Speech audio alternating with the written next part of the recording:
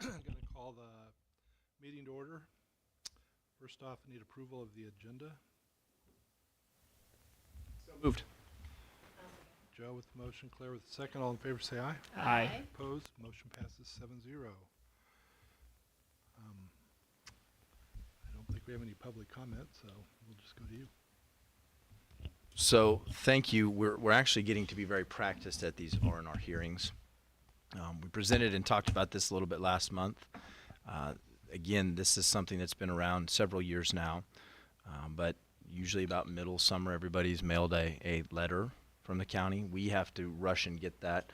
Betsy does a ton of work to try and get that ready to go, but that is shipped out to every house, and I think you're all familiar with it now. But the revenue neutral rate says essentially this is what your mill rate would be if you were remaining revenue neutral, so no new dollars. And you can see that shows on your graphic there. We've always asked, again, we send 20 mills, or Eudora sends 20 mills to the state every year, yet it's still always a little under that. But again, just one of those pieces there. Supplemental general is the same. We actually, to remain revenue neutral, last year, if you remember, we did remain revenue neutral with our LOB, our supplemental general. This year we are not, or at least propose not to. And then obviously our bond and interest, again, will exceed the revenue neutral rate. So for your consideration tonight, those are the proposed tax rates that we have, that we've built into this budget. And you can see it does exceed the revenue neutral rate. Questions on any of those pieces? I did wonder if they're not here. But do we ever hear about them in your office? Do they come to your office and ask questions about this? Not necessarily do they come. Every once in a while I have a question when I'm out and about. Yeah. We're very fortunate with our county that they do a great job collecting that from us and then shipping those out. We don't have to worry about the letters coming out. It can be, I don't want to say deceiving because it's not deceiving, but it can be, it opens up to questions of why you can see the different funds there. You know, why is the 20 mills included on there regardless, because that's going to be 20. And then ours is broken up so it looks like there are a multitude of different rates instead of just here's that rate. But those would be the only few questions I have every once in a while from a community member when we're out and about. Or often when I'm asked by, or a newspaper or anything like that, just to kind of explain it. So I know that's unusual across the state, that the public has questions about how the school district is spending their dollars. So I think that we're doing a pretty decent job of explaining it every month. Thanks. And this is, again, a little different than our budget hearing, the fact that the board will need to vote on it, and then the meeting, this actual session actually closes, and this is a roll call vote. So we need a motion. And just to clarify, is the motion to actually approve the resolution 2510? Yes, and the whole motion needs to be read. Is that just the italic portion, or are we talking You about? got the whereas there, Joe. I don't think the resolution itself. Right? No? Just the full motion, the italicized part. I would err on the side of where it starts with adopt the revenue neutral rate, from there down. Okay, well, I move then that we adopt revenue neutral rate. I'm going to start over. I move that we adopt revenue neutral tax rate resolution number 2510, a resolution expressing the property taxation policy of USD 491 Eudora with respect to exceeding the revenue neutral tax rate for financing the annual budget for 2025-2026. Whereas KSA 79-2988 provides that a levy of property taxes to finance the 2025-2026 budget of USD 491 exceeds the revenue neutral tax rate to finance the 2025-26 budget of USD 491 be authorized by a resolution. Whereas the Board of Education of USD 491 held a hearing on September 11, 2025, allowing all interested taxpayers desiring to be heard an opportunity to give oral testimony. And whereas the Board of Education of USD 491, having heard testimony, still finds it necessary to exceed the revenue neutral tax rate. Now, therefore, be it resolved by USD 491 that the 2025-2026 budget with a levy of property taxes exceeding the revenue neutral tax rates calculated for 2025-2026 as adjusted pursuant to KSA 79-2988 is hereby adopted. adopted this 11th day of September 2025 by USD 491 Eudora in Douglas County, Kansas. I'm going to second that motion. Joe with the motion, Claire with the second. Need a roll call vote. Zach? Yes. Claire? Yes. Eric? Yes. I vote yes. Kelly? Heather? Yes. Yes. Joe? Motion passes 7-0. This hearing is adjourned.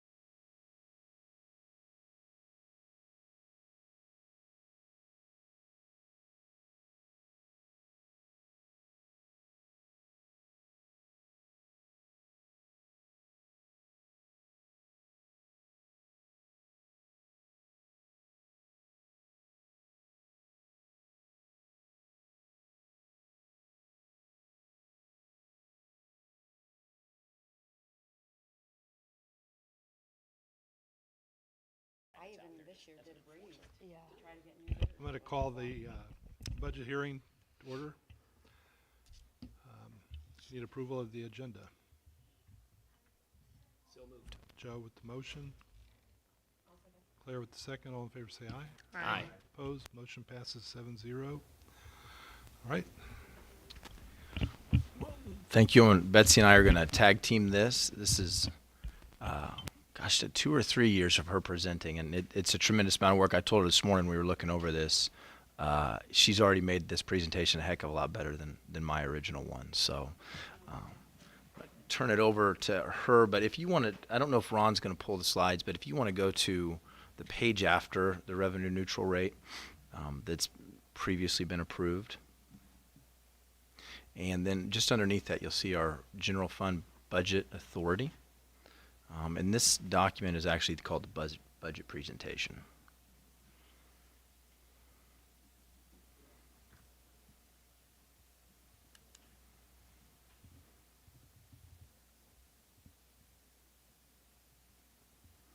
Betsy, if you want to take us just through the top part of that. Good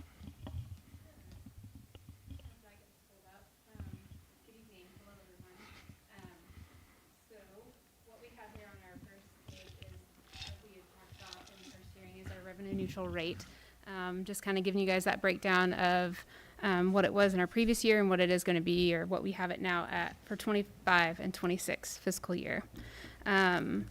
On that next slide, we have kind of the breakdown of the revenue neutral rate for 24 and 25, and then our proposed mill rate for the 25-26.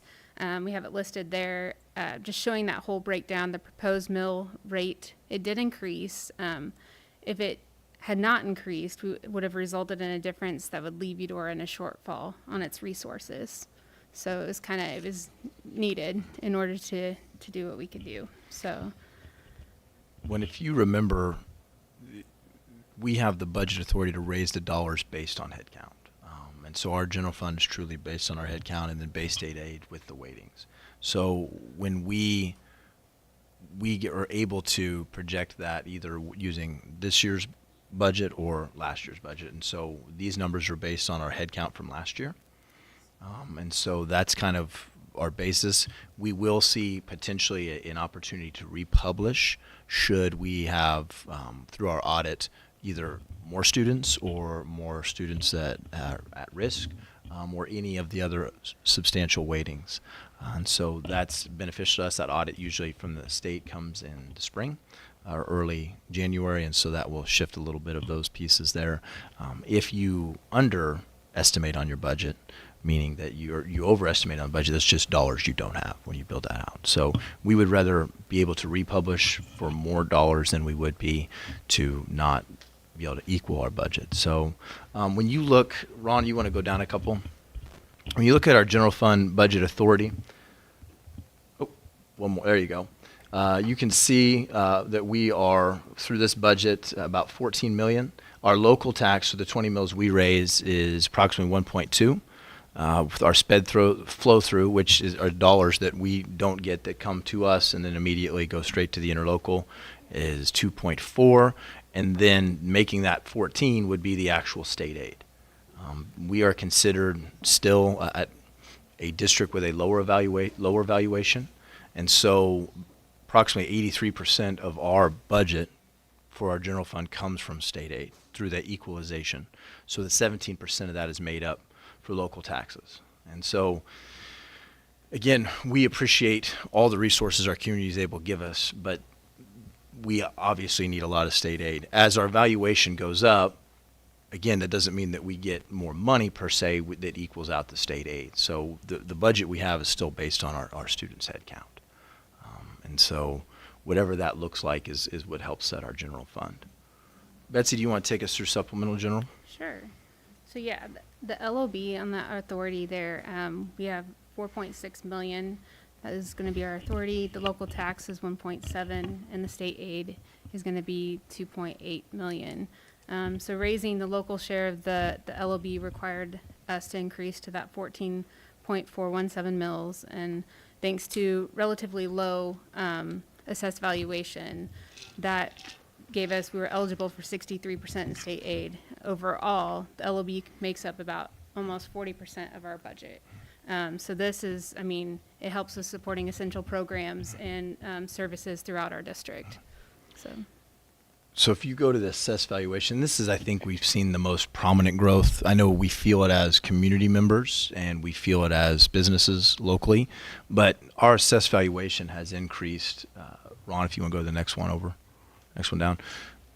I know in my time in here alone, much less the last couple of years, assessed valuation has, I don't want to say skyrocketed, but has gone up quite a bit. And that is a burden on our taxpayers, obviously, but it also means that our mills can stay relatively flat. If we continue to see declining enrollment or we continue to see declining valuation, that will then cause us to need more dollars for the mill, our mill rate increase. So you can see from 2023 alone, I used to have a very large table that was in probably the mid 90s. 900 million. We're cracking now almost 120 million. In comparison, 4 years ago, DeSoto USD District 232 was at 400 million. And so you can see that again, they would be one of the larger districts as far as valuation. But again, there's the difference, and that's why we have state aid and equalization. And so there's, again, I can't even imagine what it would be now, obviously, with the addition of Panasonic. But for us, this is a good growth as far as valuation property for us. So it just means that our mill rate can stay relatively low. And Betsy, if you want to just, you can kind of take them through that on the next one. Yeah. So why does it matter for USD 491? The assessed valuation determines our local tax revenue. It impacts the mill levy. It affects our state aid, and it also guides our budget and planning. There's a lot of good things and why it is important for our district. It's good. Again, as we rise in valuation, it helps us to continue to plan, whether that be the addition of more rooftops, whether that be the addition of commercial, that adds to valuation, which can help keep our mill rate relatively low. Betsy, Ron, do you want to go to the next one? So, as you know, we had a tight year last year, and it got even tighter with some requirements from some sped transfers mid-year. You can see we are in a low position at best. We had low reserves anyways, and now it's gotten even lower. What that's going to mean for us is we're going to have to continue to watch spending and even make sure that we have to find some cuts this year just to make sure that we're through the year. It is interesting, and again, that's what I would want any of the board to know, is that we have the ability to do some things capital-wise because of infrastructure. I don't want to say bond surplus, but bond funds where, okay, we can paint the walls, or we can, fix a roof or add or work on AC equipment, but those are different pots of money compared to teacher pay. And so, again, it's, I don't want to say the messaging is tough, but it's hard to explain how you're able to do one thing without doing the other. So we will need to make some serious, and I'll bring them to you, options and opportunities as we go through the course of this year, and even as we start planning for next year. I know I've told you that a majority of our budget is in people and programs, and in order to sustain those, this isn't going to be cutting a salad bar. This isn't going to be cutting those sort of things. It's going to be looking at what we fund, potentially substitutes, potentially positions, potentially all those pieces. And I want the board to have the full gamut and those options as we come and bring those recommendations to you. So that's something we're going to work on, and we'll have some numbers for you next month as far as last year's spending, and then even what we can look at for this year with some of those evaluations. But Betsy and her team have done an outstanding job. I can't tell you from where we started to where we're at now as far as paying bills on time. making sure those things happen. She has added processes to our district that are very helpful, and I know that it is greatly appreciated from our building secretaries to our people, because it's not easy learning Skyward, and she's become a master of it, but she's done a tremendous job with those pieces. So.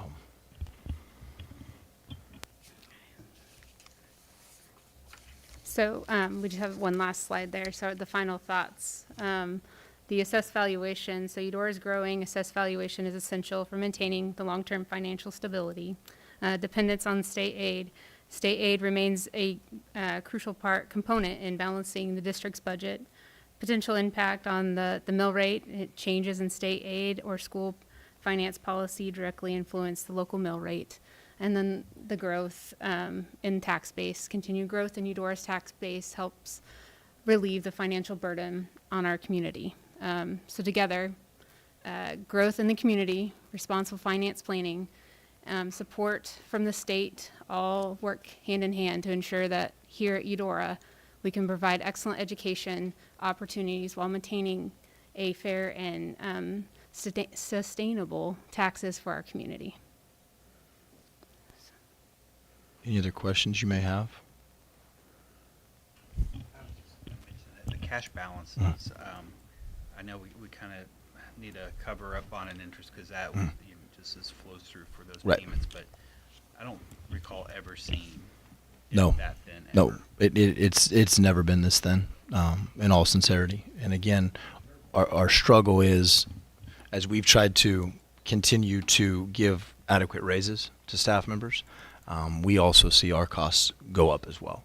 And so between that, the additional asks of the interlocal of new dollars, we're going to have to create a more of a chest with our new dollars as they come in, whatever that limited is, and then look at ways that we can also save money within, because it's the only way we're going to build that piece up. And that is again the twofold issue with that is that any new dollars need to go to building these reserves back up, while also doing whatever we can with those new dollars, while also understanding the implications of the interlocal and the situation they're in.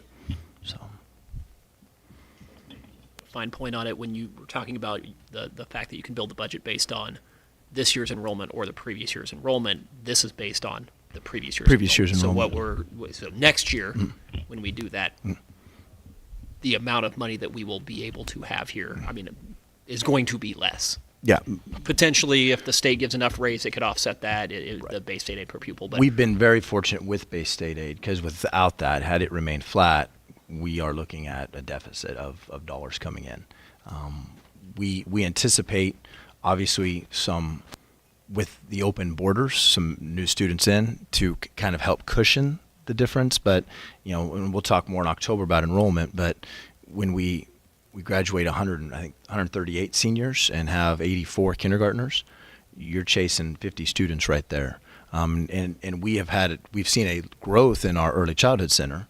Each one of those weightings is a 0.5, and that only can be spent on 3 and 4-year-old at risk. So that can be deceiving, that our numbers look like, oh yes, our enrollment's grown, but that money is earmarked for that. So yeah, it's a double-edged sword of decreasing enrollment, and then obviously decreasing cash balances.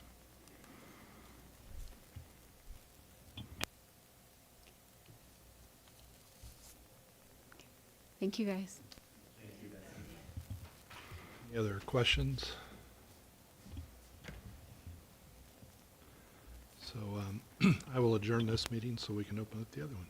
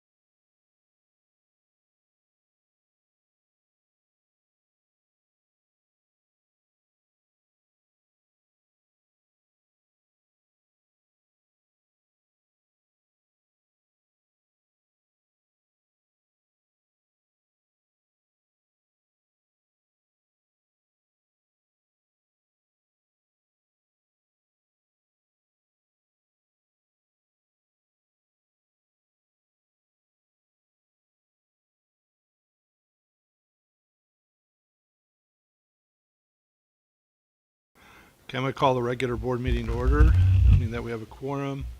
First off, approval of the agenda. So moved. I'll second. Joe and Claire, all in favor, say aye. Aye. Opposed, motion passes 7-0. Welcome, visitors. Nice to have you here. And those of you that might be watching online, we appreciate that. First off is consent items. Need a motion? I move that we approve the consent agenda as presented. I'll second that. Joe with the motion, Claire with the second. All in favor, say aye. Aye. Opposed, motion passes 7-0. All right, we are ready for Staff introductions. staff introductions. We've got I a can get rolled down to the bottom line. Yeah, we've got a few principals here. Jeez. Mr. Thomas is making his way to the stage. Yeah. Yeah.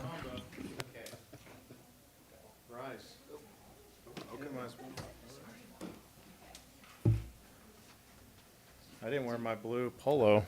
I know. You all look nice. So I have another teacher who couldn't be here tonight, Chloe Crawshaw. She's in her first year. She's a Eudora grad. I'm very excited to have her. Last year when I hired her as a para, I felt guilty because I'm like, you are overqualified. You are got two bachelor degrees, but we got her in as a para to get her feet wet and in education, and she had this opportunity to open up, and she is killing it. She is doing awesome as a first year. She felt awful. She already had something already scheduled tonight with the family. I said, don't worry about it. So, but number two is another Eudora grad, Miles Cleveland, that we pulled out from the pond out south of town. But we're super excited to have him. Been in there a couple times. Kids are learning. Kids are building stuff. He has the prereq where he only has 9 3/4 fingers. So we're not worried about anything else moving forward. And I beat him in fantasy football last week. So.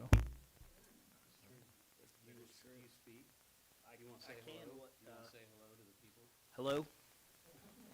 Miles Cleveland. As Jeremy or Mr. Thomas mentioned, I'm teaching woodshop. We got 3 classes of middle schoolers, 3 classes of high schoolers in the afternoon. All of them are doing very well. Actually started projects last Friday, so this was kind of a full week of them actually getting out into the shop, using the tools, learning. Thus far, everybody's been safe. Knock on wood that stays true the entire school year. Thanks for having me. That's good. So, good evening, school board, superintendent, Bill DeWitt, high school principal. So I share Miles Cleveland, obviously, because he teaches 712, so it's been great to have him. 612, my bad. I'm responsible at 912. I don't do all the gritty details, but funny thing, obviously, Miles hired me 4 years ago as the assistant middle school wrestling coach, so I've loved the arc of now getting to, boss him around, so it's nice. So Miles is with us. A couple of people couldn't be here. Clayton Neese, who joined us this year, he's our academy teacher. His wife teaches at our elementary school, so it's good to bring that entire family into the community. And then Kylie Day, our ag teacher, does exist. She's not a mythical spirit. She's fantastic at what she does. She commutes every day from Wellsville and does a 7:15 a.m. class. So sometimes getting her to hang around till 6:30 or come back from Wellsville, it's like, go forth, great servant, and enjoy your evening. So we'll get her and her FFA crew up here one of these days because she does a phenomenal job. And so as you look at Jeremy and myself at this, as a secondary level, of course, in Eudora, we're blessed. We don't have a lot of turnover, which means great things about our community. We did have a late resignation into the summer, and we had to go on the hunt for an English teacher, which is not an easy thing to find, especially a month into the summer. And we were fortunate to have a couple of really good applicants and found an exceptional one in Matt Hunley, who has some connection to the district, but beyond that has 30 years experience in ELA from a high school in a community very similar to our own, and has just done a fantastic job coming onto our team, being a part of our community, has taken on our seniors, which some of you may know our senior class, great group of individuals, and this is the right man for the job with that group. So this is Matt just joining us. I'll let him say hello as well. Well, like Dr. DeWitt said, I'm Matt Hunley. I was in Holton for 23 years and was really excited to get here to Eudora. So I'm teaching, I have a sophomore honors English class, I have a juniors English class, and a senior English class, or two senior English classes, and I am the debate and forensics coach. So I'm learning a lot about that. It's kind of my first experience into that. So have learned a lot about that, and if the kids have learned half as much as I've learned, I'd say they're doing all right. So, but it's been a really great experience so far, and Eudora has been on our radar for a lot of years. We have just always thought a lot about the community, so I'm really excited to be a part of it. So I appreciate it. Thanks. Great job. We have a couple other administrators making their way up to the podium. Hi, everyone. So we actually hired 2 new teachers this year because we opened up classroom 7 and 8. So one of the teachers that we actually hired was Rachel Buttram. She was actually already in a position of extended day supervisor, and then we ended up putting her in a lead teacher position, which worked out really well for us because she already knew a lot of the students, and so she is actually working with our 4-year-olds, and so which is amazing. And then we also hired Erica, and her last name is Vandervoort, and she actually, she's worked with children for many years, but this is actually her first year working at a public school, and so, she's working with we have kind of a 3-4 combo classroom for our 8th classroom, and so she's working in that classroom and doing a great job. So they both are doing amazing and getting used to the curriculum, so it's really awesome. And both of them had something previous planned, and so they couldn't come tonight, but definitely, I would love to introduce you if you ever stop by ELC, and I'll introduce you to them. So, okay, thank you. Thank you. Okay, I'm going to round out the new staff from the elementary. The great news is this is the smallest amount of new staff that we have, and the majority of the staff are either taking a new role, so they've been in the district, or have returned. We do have a new librarian. She is new, our one kind of new one this year. This is her first year being a librarian. Her name is Kelly Marlowe. We have a new 3rd grade teacher, Betsy Hermrich. She has a family in the district, and she's also served as a sub and a long-term sub in our district prior. We have Jessica Robson that moved into our WEBS program as our WEBS teacher there. Again, family in the district, and she moved up from a para to the WEBS teacher. We have a returning staff member, Justin Peavy. He's our 4th grade resource teacher, and he was at the middle school and taught overseas for several years, and now he's back in Eudora. And then we have Abigail Shomig as our 1st grade resource teacher, and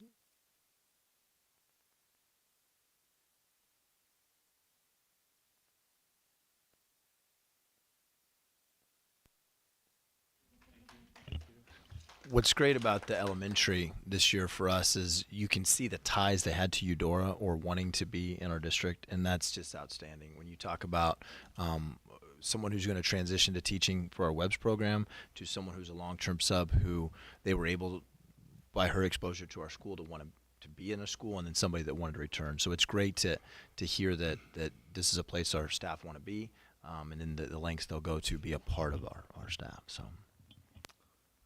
Right, very good.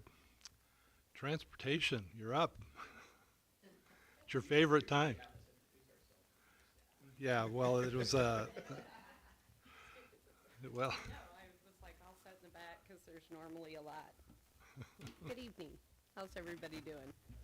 Good. I only have a small card instead of my notebook because I pretty much ran from work to volleyball where we won tonight, so that was a good thing. Okay, so one of the things that I went over before coming was I wanted to look at numbers and give those to you on throughout last school year, how many bus activities we had going out, and that was 457. Vehicle trips, we had 741. So we had a total of 1,198. So in a 12-month period, we had approximately 100 different things going. I'm happy to say we did that safely, on time, and with 0 accidents. So for my team, from the mechanic assistant who's making sure that we have the safe transportation, to the drivers, of course, the paras that help us have another set of eyes, car drivers, the training we do once a month, and all of our monitors at our different bus stop locations is what helps us continue to do all of those things. So I'm super excited about that. The other thing we have up and running now are cameras on the buses, and that has been wonderful. So we just had the last update. They came yesterday and today to finish some of those, but they have been great tools already. I know Jeremy can attest to that because it's like, here you go. And it's a clear picture. I'm just super excited to have that in our fleet right now. And then state inspections, of course, it was probably, in all of the years that I've done them, the smoothest that we've had them. And we started a new maintenance program with our fleet. And I could tell at the end of the year I was going up to state inspections, I was a lot more relaxed. So it's just I have a great crew, I really do. So if you see anybody in the transportation crew, tell them thanks for what they do. We're very fortunate for Michaela and her leadership. And again, when we talk about our promise and living that, our transportation people are the first person they see in the morning and the last person they see. And the way she's able to manage that, I appreciate her patience because I think we talked for my 5 years here about it, camera systems on the bus. Yeah. And we could never settle on what we thought would be supportive. And so she brought that idea to us probably about mid last year, and it just made sense. And I know it's created a lot of, it's put a lot of people at ease and then helped to solve a lot of this happened on the bus or no, this didn't happen. Yeah. So her crew and her leadership do a tremendous amount of work. We were talking to a group of superintendents the other day just how fortunate we are still in Eudora to have our shuttle service because a school our size, being able to offer that to our community is not common anymore. And that takes a ton of time and employees to make that work so well. And it is seamless to the minute. And I know she prides herself on that. Yes. So. We've got it down to the minute. And with those numbers that I gave you guys earlier, that doesn't include like our daily operation. So that doesn't count for the buses we have going out for routes, shuttles, or vehicles that we have going to different locations transporting students. So we're busy over there, busy bees. Yeah. Thank you, guys. Does anybody have questions? Great questions. I don't have a question, but I would like to commend you. Occasionally on Facebook, you'll see people scurrying, looking for, their cars broke down and they need a ride for their kid, and you'll see a response or two. Almost always Michaela's the first one on there. Like, she's taking care of it for him. So I think it's Oh, amazing. So thank you. Thank you. Thank you. Thank you. Sometimes too many Facebook. No, I'm kidding. Half of it, I agree, but in that instance, it's been valuable. Yeah, so thank thanks, you. Joe. Thanks. Thank you, guys. Thanks. Appreciate it. Superintendent report. Well, thank you. That's going to be a very tough act to follow.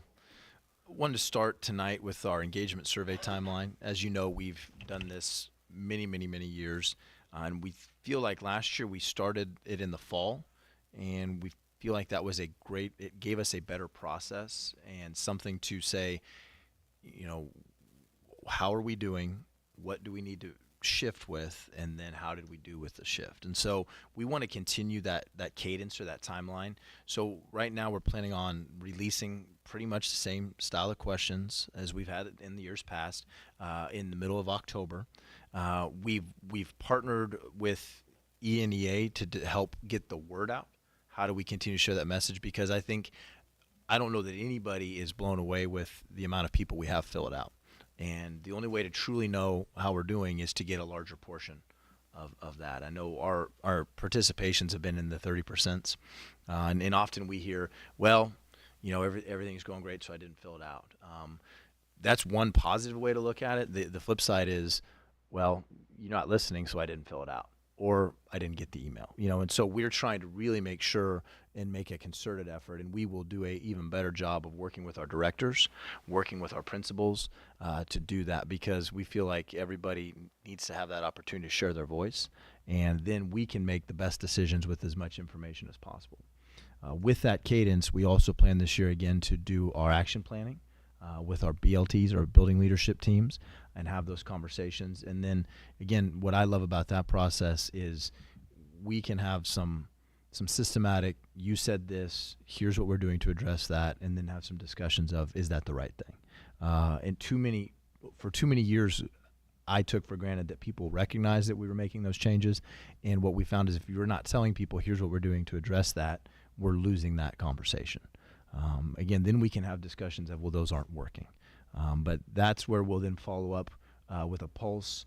We want to make sure that that pulse is late enough in the year so that we have that opportunity to make those shifts.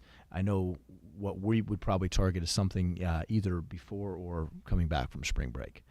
That way we've got some opportunity, and we'll bring those action plans to you as always. But I think we've really settled of Qualtrics being our programming. It gives us some good tools. And then again, sitting down with our BLTs and saying, this is what people are saying.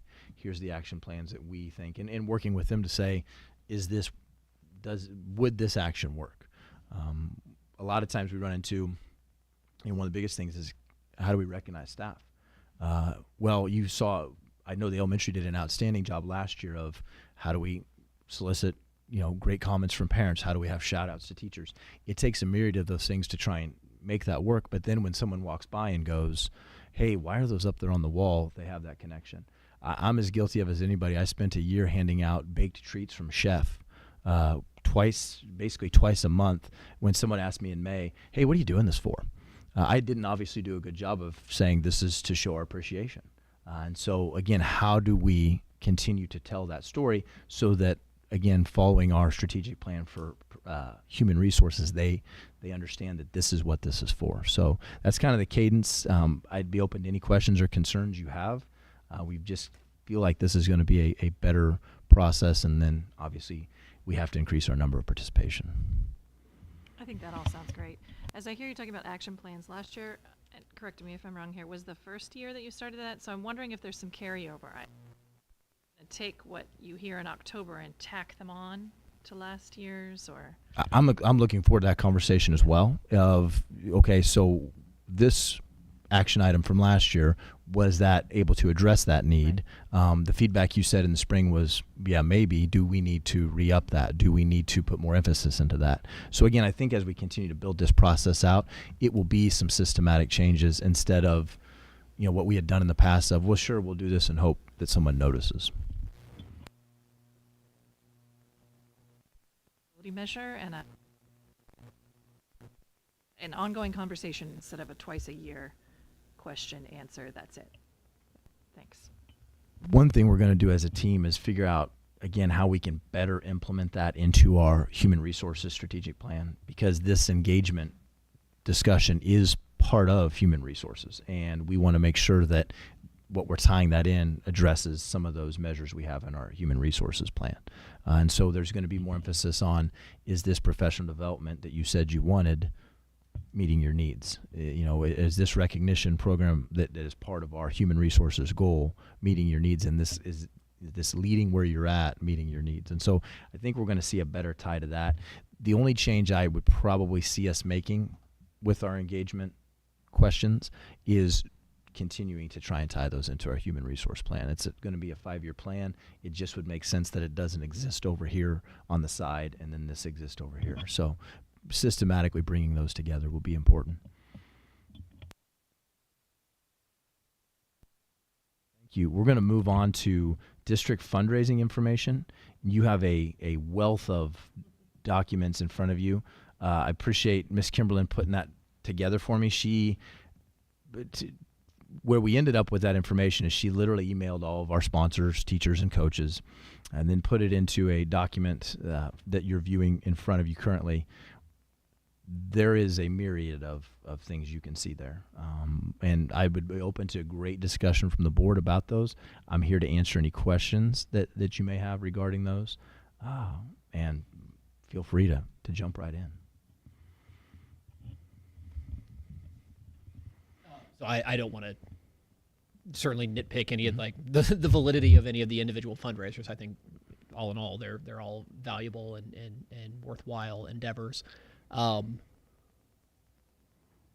What have we looked at kind of best practices of other districts for kind of managing that process and keeping everything?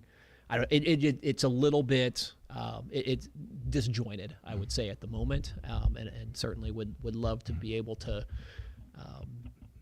not reinvent the wheel, but model what we do after what somebody else is doing that's very effective, and kind of keeping track of that, and also not inundating the community because we're asking a lot of the same people a lot of the time for funding.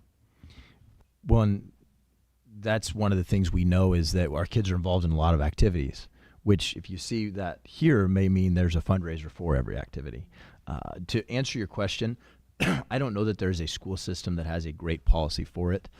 I reached out to a lot of leaders I know. The best I could come up with from superintendents that whether they be larger districts or smaller than districts than us is we have a master calendar. So we try not to step on each other's toes, but that was about it. I think this is a growing problem across every district, and I think it's not a new problem, but it continues to go there. And so, again, I don't know what it looked like 20 years ago. I know there's been fundraisers that have been around a long time, but it just seems like there are continued growth in fundraisers. Do these fall under the audit, So district audits? that's a great question. They do, and each group that's a school-based group, that money goes into their activity account. And so we have really done a good job of cleaning up some of the systematic approaches. As you know, in the past, we didn't have a policy on how were we collecting credit card usage. And so now we have a Venmo account that's a school-based account. It's not Venmo, but it's like Venmo that tracks that. We still, again, get talked to by the audit and anybody else's. That's probably the last group that still handles cash between that and concessions and tickets in our district. There's still cash-based there. And there's always, some opportunity for, I don't want to say negligence, but malfeasance, if you will. I don't anticipate that that's going on in any of these cases. We always talk to our staff members about protecting yourself. If someone gives you $20, you're going to want to note that so that it doesn't come back to, well, I gave, Mr. Meckel $20. Where did it go? So, but yes, majority of those, there are a couple here listed that are private. I don't want to say private groups, but separate groups from that. I think you're familiar with our 12-man group, with both our booster club group, and then I believe each sport kind of has an individual group of parents that may not be affiliated but are loosely affiliated. So I know like the soccer group has a fundraising group as well that's not the soccer team. I was going to ask about those. We get an account, a document that lays out how much money is in all of the accounts that the high school holds for these sports groups and clubs. So, but we also know, as you noted, that there are separate private groups who are raising funds. So does most of the money from those private groups flow into the school's accounts? Those are those would be long-standing groups. I think one I can think of is the all-night fundraiser or the all-night prom is a separate group. Those are just volunteer parents. Those don't flow into our accounts. And that's outside of, I think, the question that I'm asking. Like band parents and soccer parents are raising funds directed by coaches and sponsors. So then sometimes the money stays outside school accounts, and sometimes it comes in, is what I'm hearing you say. Well, usually the purchases they would make the equipment would stay within the school. But if let's just say the band parents are raising money, which our band parent is actually, I believe that is a group here. You can see that's an internal one. And their largest one, I believe, for the band is the mattress sale. And then that's a band choir piece. There's a few, choir has a few smaller other ones, but no, for majority part, other than the ones I mentioned, most groups are an internal organization. So that's going to be audited. Yeah. I asked you to give us sort of an approximation of some of these clubs and parent groups or whatever. How much money are we talking? Yeah, so it varies, I mean, with each fundraiser. So I'll give you a good example. The football and I think basketball team last year did a mulch fundraiser. The Meckles sure enjoyed it. I think they made, football and soccer. The Meckles sure enjoyed it because I didn't have to go pick up mulch. I think that made a couple $100. On its face, it looked like it'd be a great fundraiser. It was not much of a fundraiser. The basketball team always does a Krispy Kreme one. That's a pretty generous one. The band will do their mattress sale and hopes that that's a really large one. But each one kind of differentiates a little bit. I don't know that there's any large scale ones. The baseball does their cards, and they may be doing some calling. So I'd say a couple $1,000s per. There's not anybody that's raking in rather large amounts of it, and that's hence why I think there's a lot of fundraising. I know, having experience with a young man on the basketball team, I really appreciated, at that time it was Coach Dieterding and then Coach Cleveland saying, you don't need to fundraise, but we'd really like $100. That's good for me because it's better than having to call family and friends. But, I can think of, we have somebody donates for our after prom, somebody donates a half a hog and a half a cow. That one's been around maybe as long as you've been on the board. It's been around a long time. Again, that's kind of an outside organization. So it is, each one of them in fundraising is a little different as far as the money, but there's not any large scale dollars raised. I'm asking because as I look at some of these things that we're fundraising for, I wonder about cost. I wonder if they're wants or needs. And then is it the school board's job or our representative committee made up of you and sponsors and some students to decide wants versus needs and what is appropriate reason to fundraise and what isn't? And I think that's maybe why I would appreciate knowing what other districts do. Master calendar, fantastic. But then as far as getting into policy and decision making and ranking and all sharing the same pot, there's a lot of things there that might not be easy to manage. And is that our job or like that's a great question, and that's why I want you guys to take your time over the course of this year to figure out what's the best policy. I know that you don't want to decide should the team buy blank or take this team building trip, but I think some good oversight would be helpful on that. And if that oversight is we don't want fundraising for assistant coaches, I think that's a great policy to have as far as pretty standard. And again, we think the reimbursement of an assistant coach, it's several $1,000s. It's not tens or $20,000, but there's fundraising for that compared to the absence of that. I like the approach of let's get some generous policies that allow that flexibility. What Eudora lacks that others districts may have is a booster club. Again, that's neither good nor bad because I don't know that the board or any of our administrators would say, hey, we should start a sports booster or an activities booster club. But those are generally operated, in my experience at least, those are operated by an outside entity that raises money, and then the coaches would go to that to ask for funds. And so the fundraising would be, in lieu of each individual sport fundraising, it would be the booster club is going to fundraise for this or take donations for this per sport typically. Shockingly enough, they get more if they break it up per sport than just a donation to the booster club. I don't know the last time Eudora's had anything like that or if they ever have. Well, we have a booster club. That's not how it operates. Right. Because each sport seems to have their own booster club. And it would be hard to go back on tradition of the 12th man club and some of the things that happened for the volleyball team. And it's a great conversation to begin, but it's a complicated one. I like where you're going though with the wants versus needs, because really from a board standpoint we need to understand what are the needs. And I get uncomfortable when we are asking our community to fund things that should technically be our responsibility, but we need someone to decide what is that, what's that look like, and that's where policy needs to come in. Do we need to fund an additional coach? If so, what does that mean? Does that mean we don't allow for cuts? You know, what is driving that request? Because I don't know that in most instances, maybe it's occurred in soccer or one of the clubs before. Most instances, those are not conversations being had with the students or the parents that were part of the fundraising. So, and that's where I get really uncomfortable when I see that request going out, and it's not coming before the board instead to be considered for a position that we're funding. One of the good phrase that's listed in here is fundraiser fatigue, and I think about that often as like just nonstop. We have such a generous community and businesses and families and grandparents and extended family. I just worry about how long that can be sustained. In addition to like what the foundation does and all of those other activities out there.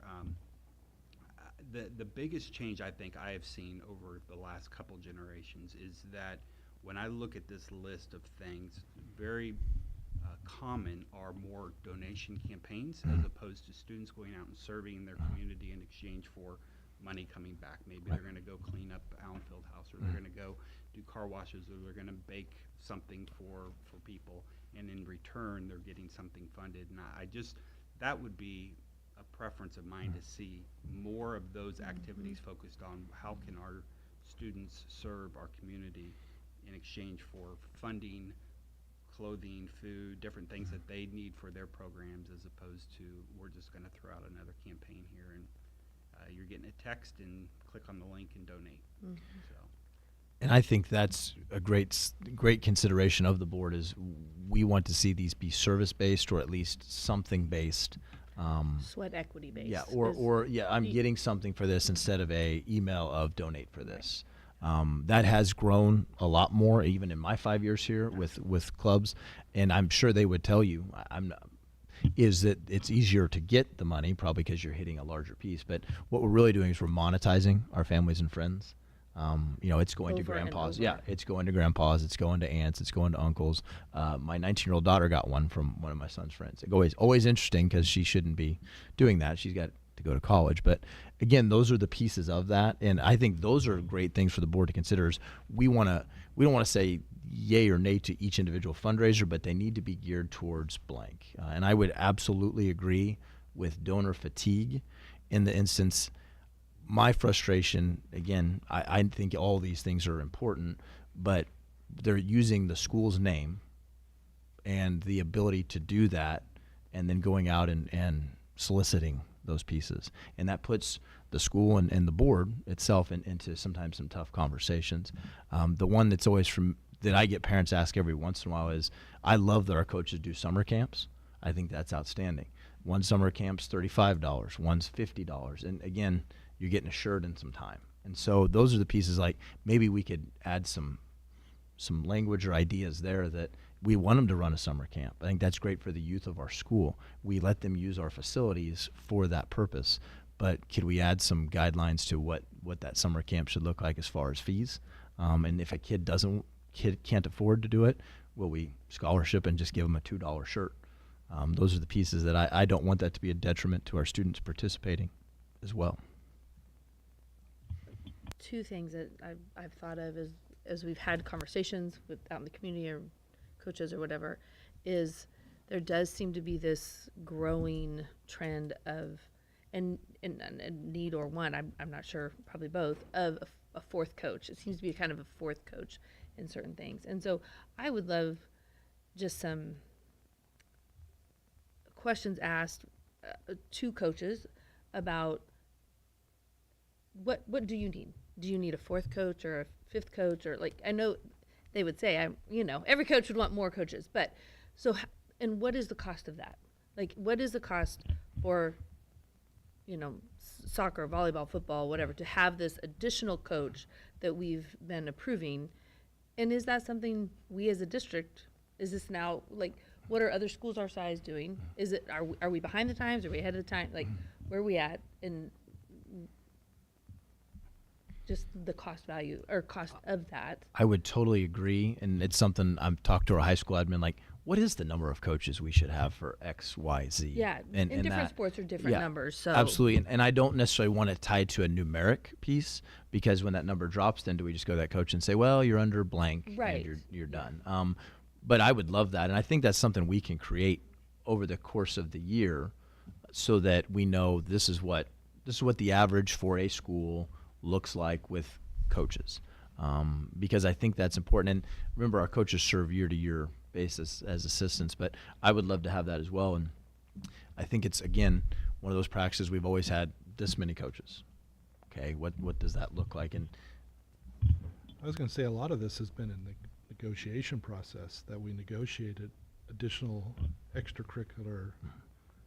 So this sort of feels like we're circumventing that in some respects. the only issue with our negotiated agreement as far as supplementals, it doesn't list the number of Quantity, coaches. it's just it the- just how says much they get paid. assistant coach. But we have been asked to add 2 different programs, and that's been a negotiated item. Yeah, adding activity sponsors, assistant, additional accompaniments, whatever that word is. Those types of things have always come up. That, yes, that is something that is proposed, and generally, if there's buy-in and administration and everyone agrees, that's been something that we've not necessarily held back from. But it is because of the financial component, the additional cost to fund the supplemental schedule. That's where that decision had lied. And it's an ongoing cost. And there are things that I know we added an accompanist several years ago, and then we added I'm going to get the term wrong, but a percussion assistant. The board's always had very supportive of any of those additions. What we do run into there's not a set number of assistant coaches. We have added, I think last year, working through negotiations, added some positions at the elementary for the elementary musical play, as well as some supplementary things for the high school. So the board's always been very open to those pieces as a part of the negotiations. I just know some clarity on numbers, I think, would be outstanding, because I know you all inherited this as well, but there were several positions that we just didn't have filled in the old one that was like culinary assistant. And it was like at that time it was a weird percentage, like a 0.2 or 0.3 percentage. But I think it would be very helpful for us to work through that and me bring those to you. And again, clarity is certainly helpful as you try and make some of those pieces. So I mean, I think, we start out with just a list of fundraisers, but I think these are very intertwined conversations. And frankly, going back to the budgetary conversation that we had in a previous meeting, I think now is a good time to be really evaluating that. As you mentioned, I have a brother at a 5A school, and he was talking about their coaching staff, and I was like, we have significantly more. Now, I don't know if, maybe they're understaffed. I mean, I think everybody would say they're understaffed on every sport. So it is something that has crossed my mind here in the last couple of weeks, and I think in some cases where there has been that fundraising, you had mentioned previously that there were some instances where maybe fundraising led to hiring of assistant coaches, and maybe that was just not something that was not intentionally, and I think this predates you, so this is in no way a reprimand of any sort, but it may have been unintentionally not transparent that that's where that funding was coming from. But at some point, once that position exists, it just persists as well. So I think it may be that we've ended up with just kind of meandering down a path rather than having a real firm plan. So yeah, I think those numbers and really determining how we want to allocate resources, I think the timing is good to have that discussion. I'm gonna agree. Everything good chat. In all of the documents that you shared with us, we are also seeing things like the art club, the international club, and tabletop club, and we got to leave space for equity. So again, wants versus needs. What do those clubs need that they are not getting because their fundraising numbers are small, or they're only getting funded through the district? I guess that is a question that I would ask. Some of these groups probably don't have a fundraising entity that helps them with the things that they want. Is that accurate? Yeah, I mean, every group on here doesn't necessarily have a fundraising body. Right. Yeah, if you look at the high school list, not everything has a fundraising body in here. A lot of times some of those clubs will work concession stands, which we always encourage because, again, that's a great way to do it. And so that's where a lot of those class clubs, or you can see, we've encouraged a lot of our CTE clubs to really do that and to build a little bit of reserve, because they don't go to national conference every year, but you want to have some dollars when that does happen. And so again, there are some pieces in there and in place that you can see a lot of those smaller clubs will do that. Because there's some academic clubs that have, competitions, and I believe because they're CTE, the bus will go because it's a CTE club, and it can just, I think there is an inequity in how the community supports these different groups, clubs, sports teams. And that's a piece of the conversation also. Wants versus needs again, though. Sometimes those clubs don't need a lot. Sometimes they do. Okay. And that's a great point. So a perfect example is we sent a student off to a CTE program for engineering drafting, and it necessitated the purchase of a new laptop.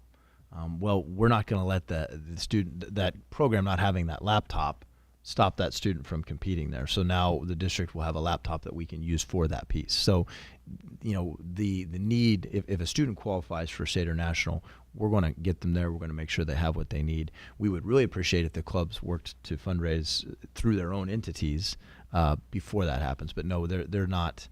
That's not going to change. And as far as equity, I totally understand.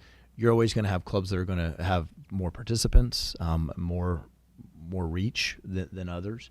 I don't know that we're ever going to change that in the community, but I know there's lots of groups that are still having what they need. A perfect example, I visited with Miss Inning King last year. I think we have probably some of the best choir and both spring and fall plays. I had no idea they had been buying the material as far as what they read from. So their scripts they had to fundraise. That seems a little silly. And so I said, well, that's a very, very, very small thing the district can handle, and then they will just take over their costumes and set props. But again, that's just one of those things, you turn that rock over, why are they having to purchase? That'd be like the football team having to go raise money to purchase their pads. So that's something base level we can supply them.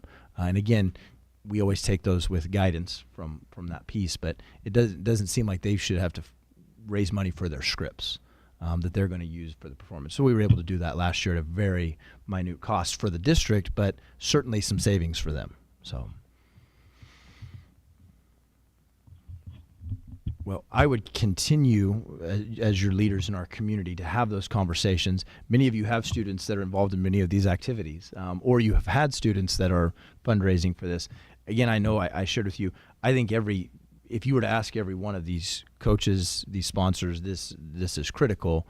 But again, trying to figure out what are needs and wants and what are pieces that I think Mr. Votel brought up that we can either provide, but also knowing where we're at budgetarily constraint-wise. Again, those are things to consider as we try and build out. My point is, if you can provide a great vision and some great policy for us, we will make sure that we fall in line with that. So that's our goal over the course of this time, and revisit this in a month or two and look for more input. So, okay. Thank you. I'm going to move down to everybody's favorite discussion. This year I wish I had some actual updated news to give you, but we're going to talk about our state assessments. We were able to get our last year's state assessments just last Friday and earlier this week. But I do want to show, if you'll look up the state assessment review, kind of show you where we've been. And then luckily, Heather Hunley created this great document that you can see the changes that were made. Many of you have either followed the news or heard that the state did make changes to their assessment. And so we'll talk a little bit about that.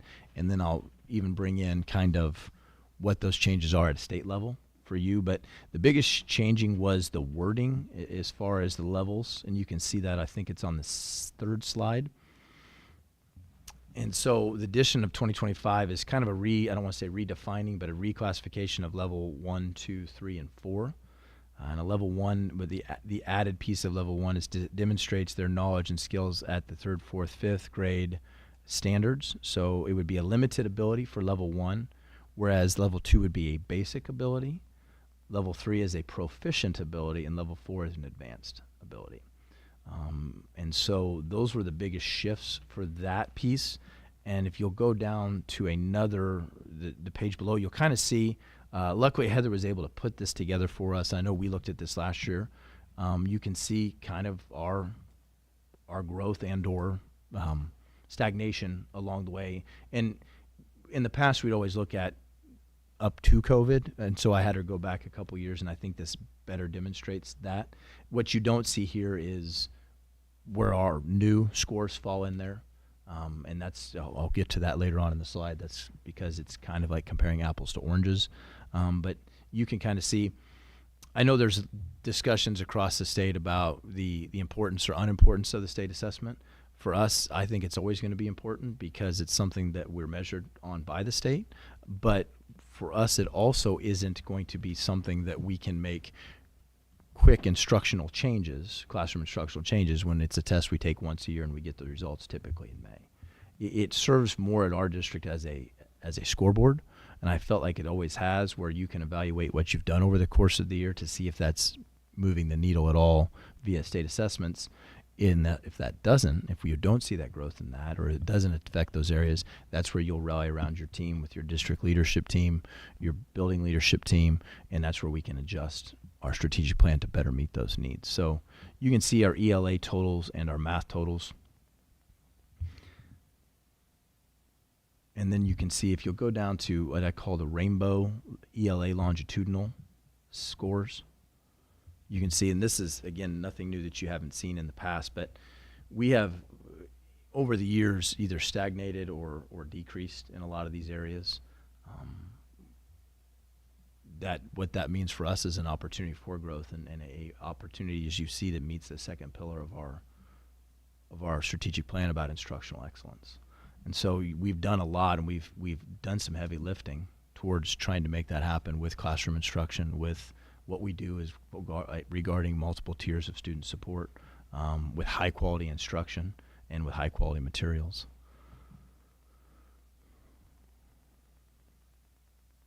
So you've seen what we've done in the past. So I'm going to move you on to the one that's labeled State Assessment Results 2025.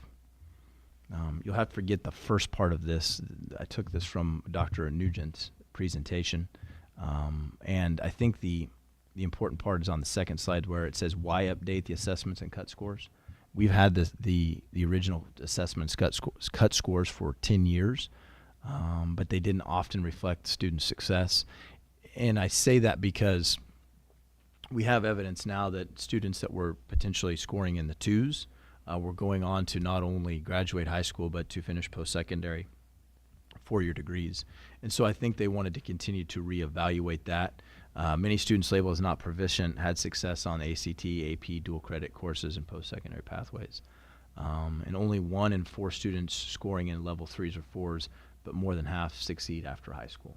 And so that's where I think that terminology changed. And I think it's probably a better piece of that. When you see levels 1 through 4, oftentimes you can associate letter grades to that.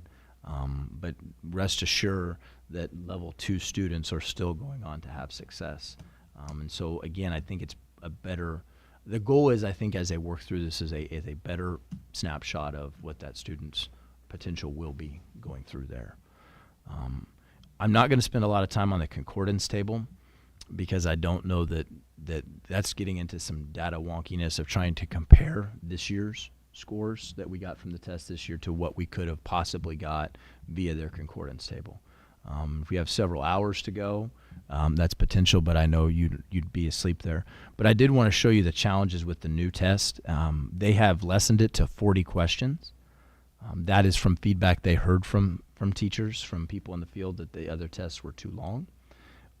Remember, though, I'm not an expert on math, but when you shorten the test questions, each question then can have a larger shift. And so they're not, again, one question can make a difference between a level 3, level 4, level 2, level 1. And again, as you lessen that that's going to happen. They also, it also narrows the range of a level 2 type student.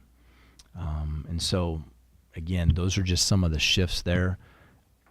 I like the idea that we're going to make this test important, but we're also not going to make it, 100, 120 questions long. But you can see, I included some of the state data in here. I would tell you, when Heather shares our report in October, we will look at our state assessments. You'll not necessarily be able to say, hey, this is what we should have done last year, but you'll kind of see it didn't make I didn't think it had a huge impact on ours with the level setting of this. Meaning we didn't have a lot of students that had been classified as 2s all of a sudden jump to 3s or 4s. We actually, it kind of lessened that table of 2s. So we still have a number of students in the level 1 and 2. And our goal is always to move students that are in level 1 to level 2, 2 to 3, and 3 to 4.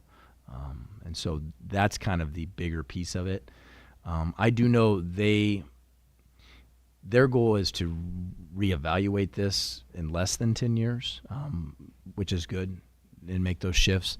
But again, to me, I view this for us as an opportunity to level set and to start from, here's our goal now, here's the base level, and then work towards what those comparisons are next year and the year after, when we are assured we'll get our results faster than the fall of the previous year.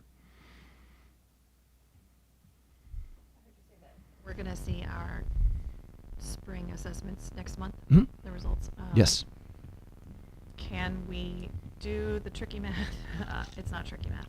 Do the adjustments to see 24 and 25 like they discuss here. Yeah, we can spend some time trying to put that together in a concordance table. Yeah. We will, however, we'll just, that'll be an extra slide, if that makes sense. Yeah. We don't need to talk. I would love to see it. Yeah, and I think it will be a good piece for us. Uh-huh.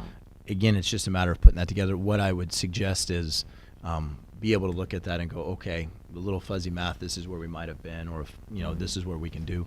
But I love that idea, and it's certainly something we can put together. Again, it's going to be hard to base a trend off, where we were trending, but I think it'll be a good way to say, are we making progress?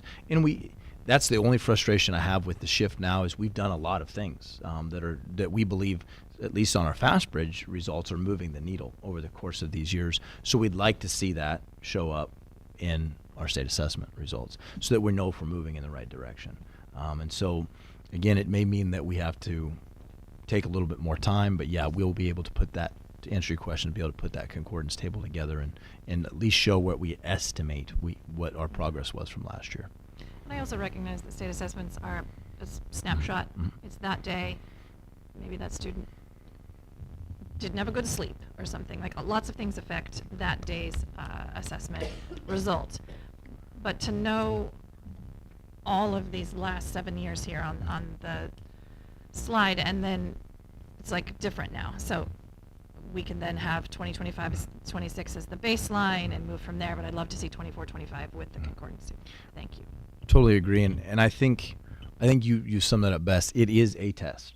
It is a snapshot of that student. That's what I love about our strategic plan, is that it encompasses all those pieces for the student, not just the assessment, but we also know that we want some measures, so to make sure that 7 years from now, there's not another board going, why do we continue to trend low? Why are we not moving the needle forward? And so I think that's that systematic approach, that at the end of this 5 years, we see that we're trending up with our state assessment, that the pieces that the board has chosen to put resources into, the focus that the district has had is leading to that.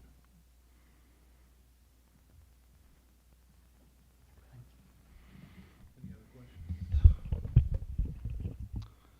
All right, I guess we'll go to board reports. Say that word. Thank you. All right, so the first thing, everybody got their shirts, right? Thank you. Yes, great design. The next thing is the grant extravaganza, and it will be October 3rd.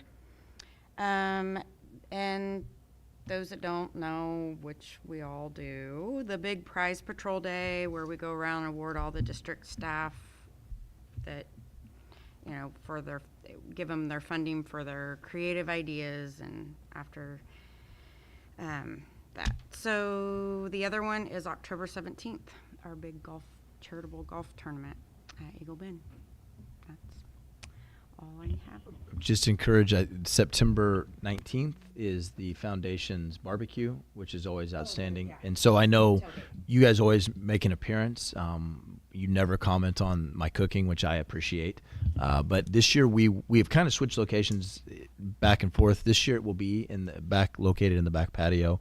Really give our staff that are not working at the high school an opportunity to see that space and how amazing that turned out. And there's extra parking back there, and there's not dust and dirt, so we believe it'll be a nice thing. So if you can make an appearance at that, I know it'll be appreciated, and you'll get some hot dogs too as well. So You're local.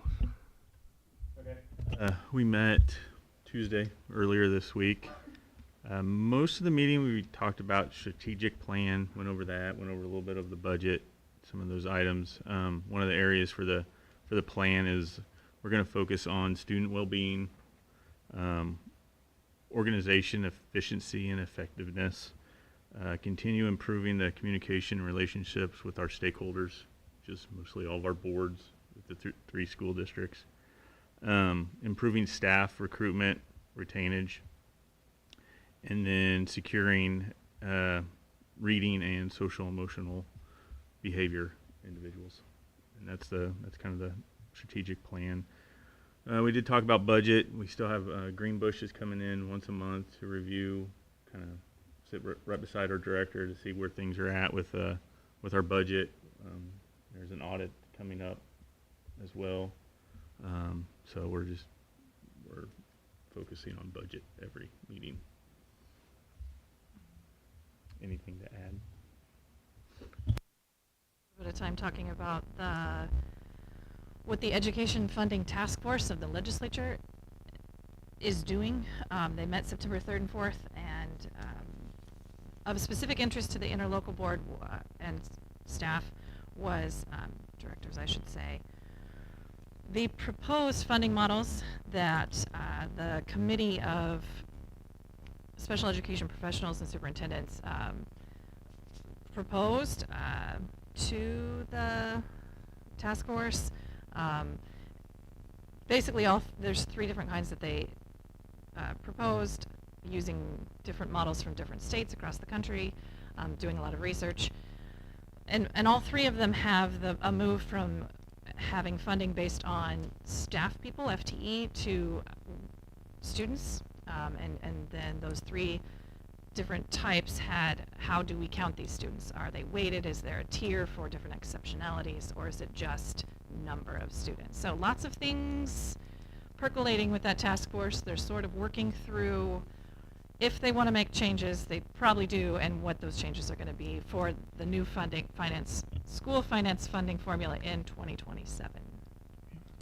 What are you going to add? I was just going to say, you may or may not have been aware that this current funding formula runs out in 2027. And so there is a task force, legislatures, a couple superintendents sit on that, and they're trying to develop what the next one will be like.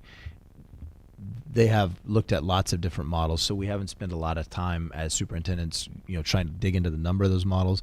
We do know it'll change. One of the significant changes looked at is the special education. As Ms. Harding mentioned, currently it's based on, here's the amount of staff you have, and then here's the reimbursement for that staff. There are other models in other states that say this is what this student is, here's the dollar associated with that exceptionality. I've not been in other states to experience what's better or what's worse. It can be a little tougher. I wouldn't want it to be a menu of here's the exceptionalities and here's the dollar associated with that.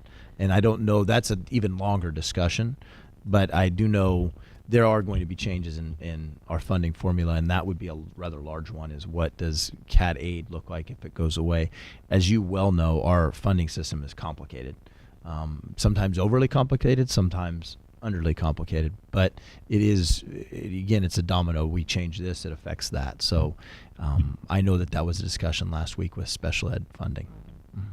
One piece of the larger school funding formula changes, not changes. Yeah, all of these meetings are going to continue for the whole year and into 2027. I'm really glad that KSDE representation sits on this committee because of the, let's get back to accurate information. Like Dr. Frank Harwood does that very well. These 8-hour-long meetings, and his voice says, actually, quite a bit, which I really appreciate. Anyway, our interlocal meeting was short. Okay. Eric? I don't have any update. Do you have any update?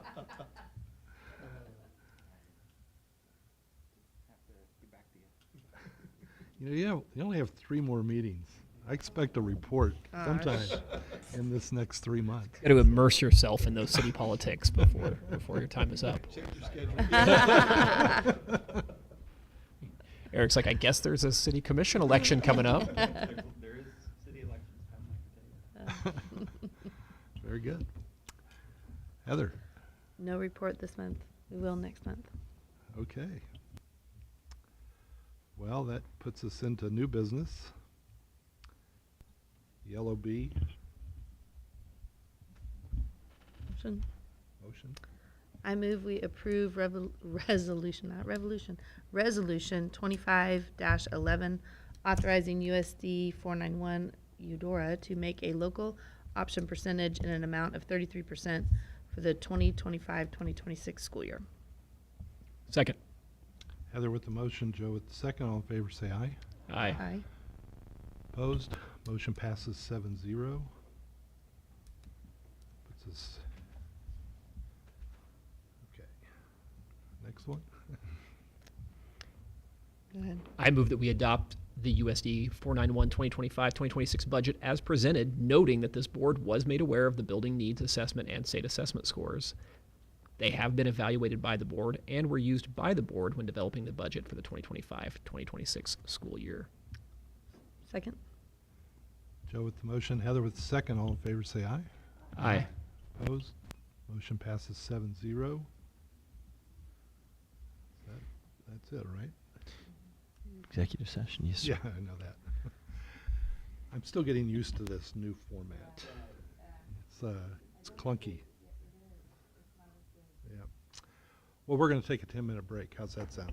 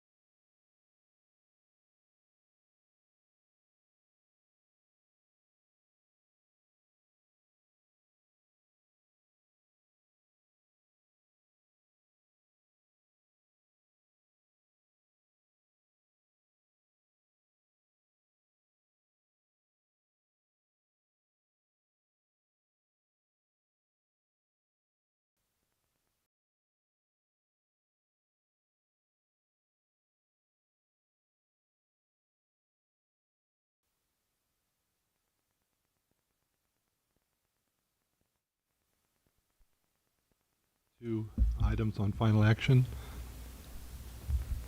I move we approve the recommendation to employ Amy O'Hare as the Director of Health Services effective September 22nd, 2025.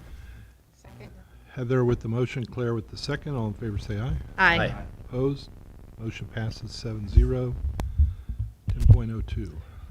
I move that we approve the request from Rong Long, Technology Director, to enter the 4-year longevity stipend period beginning with the 2025-2026 school year, selecting option number 1, 4-year longevity stipend. The first stipend will be received in January of 2026. Joe with the motion. Claire with the second. All in favor say aye. Aye. I guess I'll say aye. So option 3 is 12 more years, Ron. So. Okay, that motion passes 7-0. With that, we are adjourned.